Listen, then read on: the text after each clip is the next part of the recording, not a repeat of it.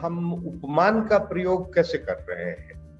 तो जब हम एक प्रत्यक्ष ज्ञान के बेसिस पे एक अप्रत्यक्ष विषय के बारे में बच्चों को बताते हैं, समझाते हैं, तो उससे उस प्रमाण के प्रकार को हम उपमान कहते हैं। इसमें हम तुलना मतलब समानता और अंतर दोनों का प्रयोग करके ज्ञान का निर्माण करते हैं।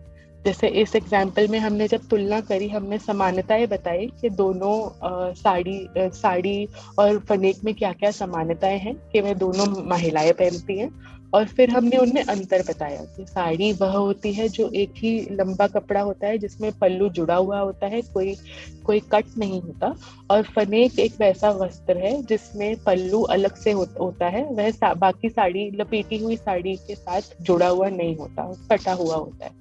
तो जब हमने तुलना करी, हमें समानता और अंतर का उपयोग करके एक नए विषय के बारे में बच्चों को बताया, एक नए विषय का ज्ञान निर्माण किया, उसे हम उपमान कहते हैं।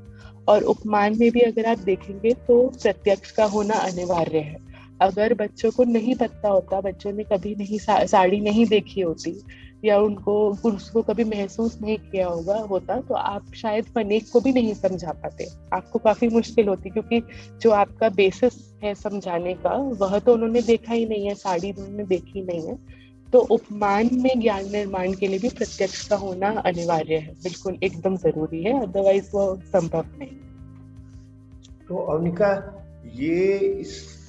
ये प्रमाण की एक कैटेगरी है, एक उसका प्रकार है, ये तो शायद मैं पहले नहीं जानता था, लेकिन ये तो हमारे जीवन में, हमारे क्लासरूम में शिक्षक के रूप में, छात्र के रूप में मैंने खूब देखा है शिक्षकों को इसका उपयोग करते हुए। मैंने भी इसका खूब उपयोग किया है। छोटे बच्चों को कुछ बताना होता है और वो अगर उनको नहीं पता है तो जैसे जैसे महल के बारे में बताना हो, राजा के महल के बारे में, तो काफी बड़ा सा होता है। अब मान लीजिए किसी बच्चे ने राजा का महल नहीं देखा है, तो मैं उसको बताता हूँ, अच्छा भाई तुम्हारा घर है ना, उसमें कितने कमरे हैं? तो मान लीजिए कहता है 3 कमरे हैं या 2 कमरे हैं।